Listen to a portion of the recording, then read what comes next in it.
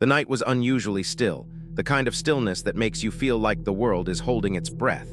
The moon hung low in the sky, casting long, eerie shadows across the quiet suburban neighborhood.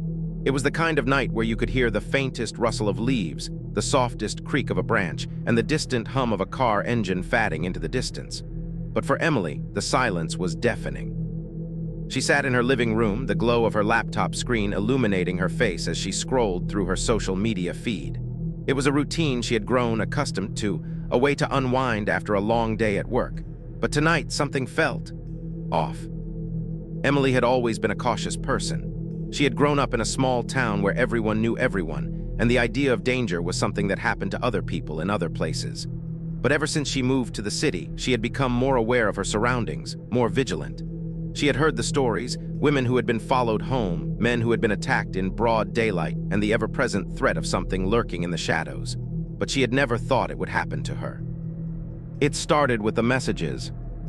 At first, they were harmless enough, a comment here, a like there. Emily didn't think much of it. She had a decent following on social media, and it wasn't unusual for strangers to interact with her posts. But then the messages became more frequent, more personal. They started to mention things that only someone who knew her would know: her favorite coffee shop, the route she took to work, the books she liked to read.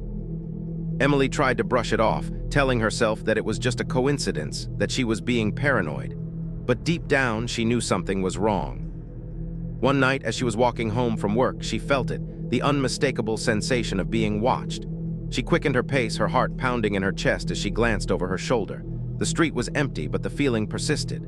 She could feel eyes on her, following her every move. She reached her apartment building and fumbled with her keys, her hands trembling as she unlocked the door. She stepped inside and slammed the door shut, leaning against it as she tried to catch her breath. That's when she saw it. A single red rose lay on the floor just inside the door. Emily's blood ran cold. She hadn't ordered any flowers, and she certainly hadn't left a rose there herself. She picked it up, her hands shaking, and noticed a small note attached to the stem. It was written in neat, precise handwriting. "I'm always watching." Emily's mind raced. Who could have left this? How had they gotten into her apartment? She checked the locks on the windows and doors, but everything was secure. She called the police, but they found no signs of forced entry, no evidence of anyone being in her apartment. They told her to be careful, to keep her doors locked, and to call them if anything else happened. But Emily knew that wasn't enough. She could feel the presence of someone, something, lurking just out of sight, waiting for the right moment to strike. Over the next few days, the messages continued. They became more sinister, more threatening. Emily tried to block the sender, but new accounts would pop up, each one more persistent than the last. She started to notice things: a figure standing across the street from her apartment, a car that seemed to follow her wherever she went, a shadow that moved just out of sight. She tried to convince herself that it was all in her head, that she was just being paranoid. But the fear was real, and it was consuming her. One night, as she was getting ready for bed, she heard a noise outside her window. It was a soft tapping, like someone was trying to get her attention. She froze, her heart pounding in her chest as she slowly turned to look. The curtains were drawn, but she could see the faint outline of a figure standing outside. She wanted to scream, to run, but she was paralyzed with fear. The tapping continued, growing louder, more insistent. And then, just as suddenly as it had started, it stopped. Emily waited, her breath caught in her throat as the seconds ticked by. She could hear the sound of footsteps retreating, fading into the night. She finally mustered the courage to peek through the curtains, but the street was empty. There was no one there. The next morning, Emily woke up to find another note slipped under her door. This one was longer, more detailed. It described her daily routine in excruciating detail: the time she woke up, the route she took to work, the people she interacted with. It ended with a chilling promise: "I'm always watching, and soon I'll be closer than you think." Emily knew she couldn't ignore this anymore. She packed a bag and left her apartment, determined to find somewhere safe to stay. But as she walked down the street, she couldn't shake the feeling that she was being followed. She glanced over her shoulder, but the street was empty. She quickened her pace, her heart racing as she turned the corner. And that's when she saw it, a figure standing in the shadows, watching her with cold, unblinking eyes. Emily's breath caught in her throat as she realized the truth. The stalker wasn't just watching her from a distance. They were closer than she had ever imagined, and they weren't going to stop until they had her. Emily's life had become a nightmare. Every shadow seemed to move, every sound made her jump.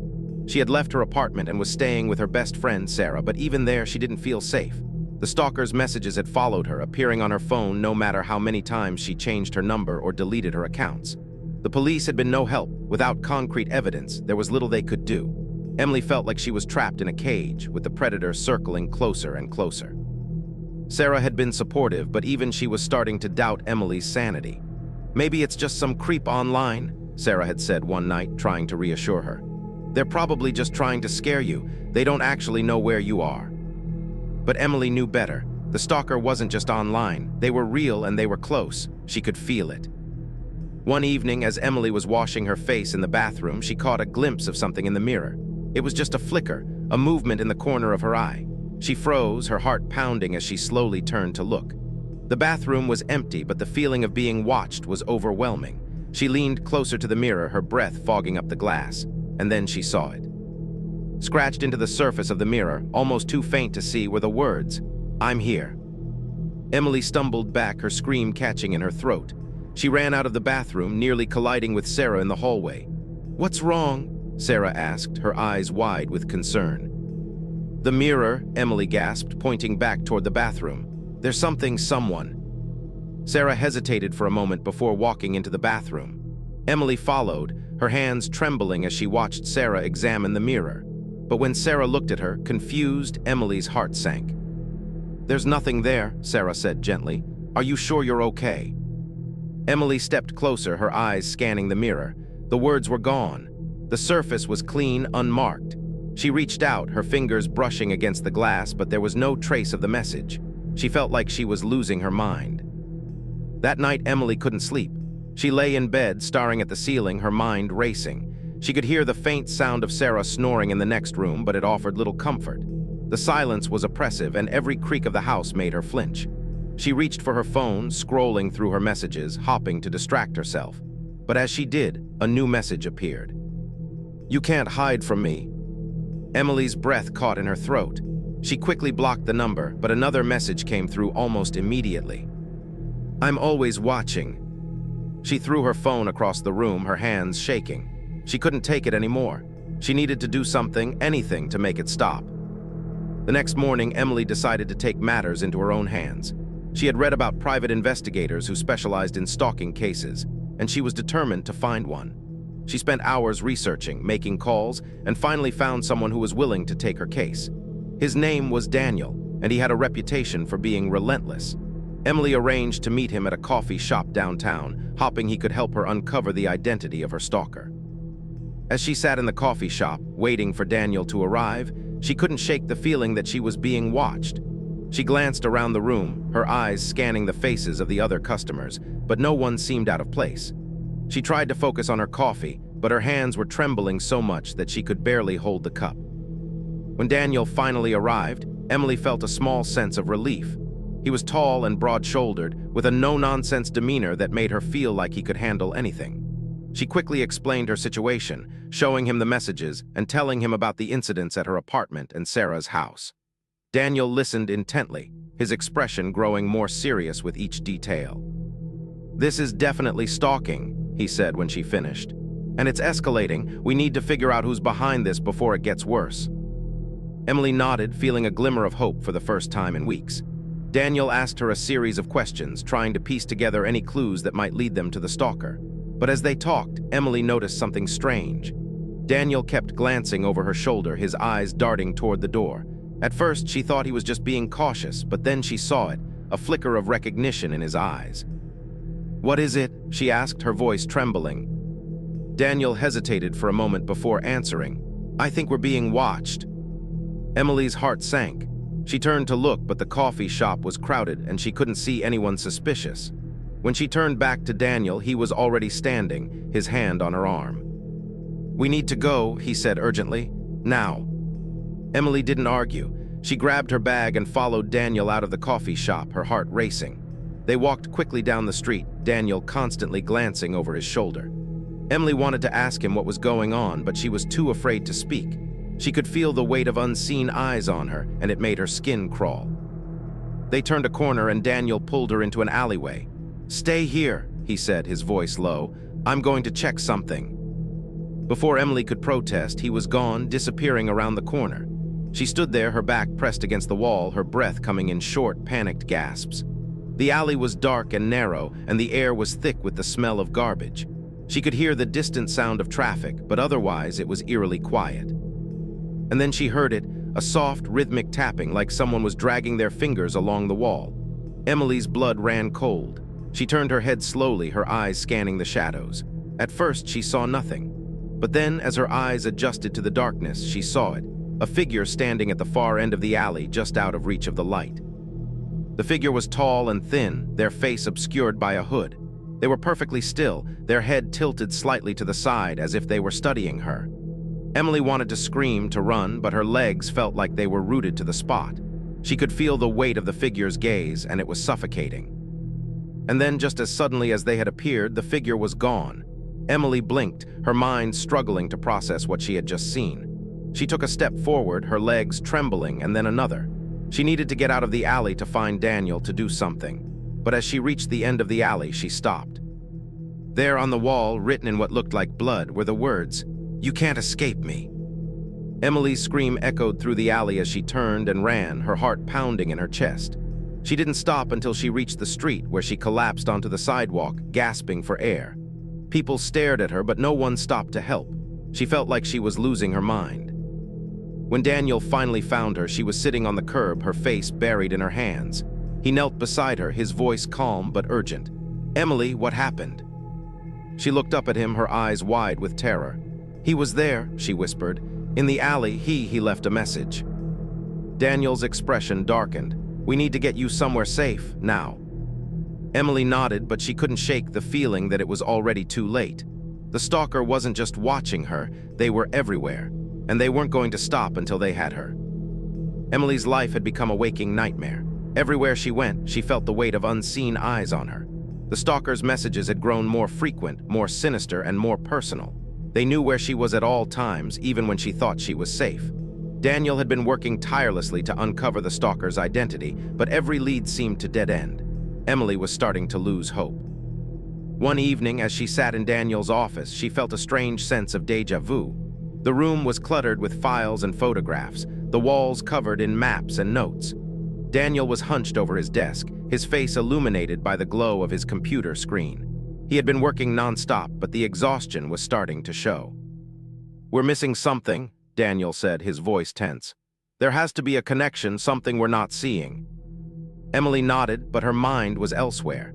She couldn't shake the feeling that the stalker was closer than ever. She had started seeing things, shadows moving in the corners of her vision, figures standing just out of reach. She knew it was probably just her mind playing tricks on her, but the fear was real. "I think I need to get out of the city," Emily said suddenly. "Maybe if I leave, they'll stop." Daniel looked up at her, his expression unreadable. "It's not a bad idea," he said slowly. "But we need to be careful. If this person is as obsessed as they seem, they might follow you." Emily shuddered at the thought. She didn't want to run, but she didn't know what else to do. She felt like she was trapped in a maze, with the stalker always one step ahead. The next morning, Emily packed a bag and booked a train ticket to a small town a few hours away. She told Sarah where she was going, but she didn't tell anyone else. She wanted to disappear, even if it was just for a little while. As she boarded the train, she felt a small sense of relief. Maybe this would be the break she needed. But as the train pulled out of the station, Emily's phone buzzed. She hesitated before looking at the screen, her heart sinking as she saw the familiar number. The message was short and to the point. "You can't run from me." Emily's hands trembled as she deleted the message. She tried to convince herself that it was just a coincidence, that the stalker couldn't possibly know where she was. But deep down, she knew better.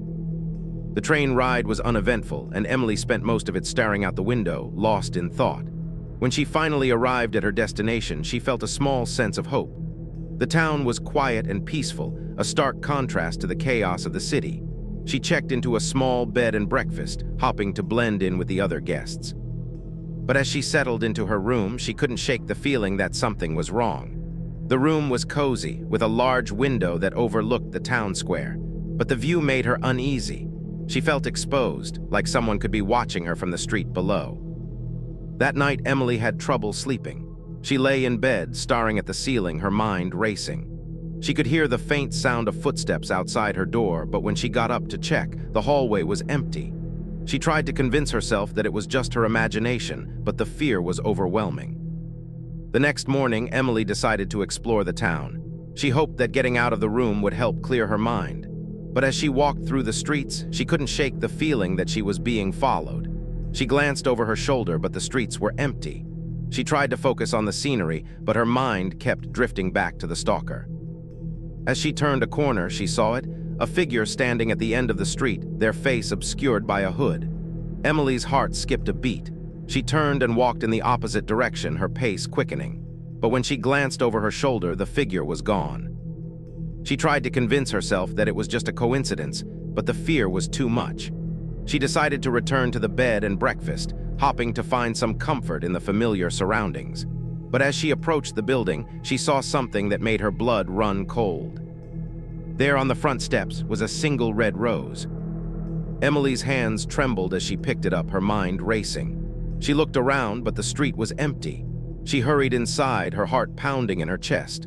She locked the door behind her and leaned against it, trying to catch her breath. That's when she heard it, a soft, rhythmic tapping on the window. Emily's breath caught in her throat as she turned to look. The window was covered by a curtain, but she could see the faint outline of a figure standing outside. She wanted to scream, to run, but she was paralyzed with fear. The tapping continued, growing louder, more insistent. And then, just as suddenly as it had started, it stopped. Emily waited, her breath caught in her throat as the seconds ticked by. She could hear the sound of footsteps retreating, fading into the distance. She finally mustered the courage to peek through the curtains, but the street was empty. There was no one there. The next morning, Emily decided to leave. She couldn't stay in the town any longer. She packed her bag and headed to the train station, her mind racing. As she waited for the train, she felt a strange sense of relief. Maybe this would be the end of it. Maybe the stalker would finally leave her alone. But as she boarded the train, she saw it. A figure standing on the platform, their face obscured by a hood. Emily's heart sank as the train pulled away, the figure disappearing into the distance. When she arrived back in the city, she went straight to Daniel's office. She needed to tell him what had happened to see if he had made any progress. But when she walked in, she found the office empty. The desk was cluttered with files, but Daniel was nowhere to be seen. Emily's heart raced as she looked around. She called out his name, but there was no response. She felt a growing sense of dread as she realized that something was wrong. And then she saw it, a single red rose lying on Daniel's desk. Emily's hands trembled as she picked it up, her mind racing. She noticed a small note attached to the stem, written in the same neat, precise handwriting as before. "You can't escape me." Emily's breath caught in her throat as she realized the truth. The stalker wasn't just watching her, they were everywhere, and they weren't going to stop until they had her. As she stood there, frozen in fear, she heard a soft, rhythmic tapping on the window. She turned to look, her heart pounding in her chest. And there, standing outside, was the figure, their face finally visible. It was Daniel. Emily's scream echoed through the office as she realized the horrifying truth. The person she had trusted to protect her was the one who had been stalking her all along. And now, there was no escape.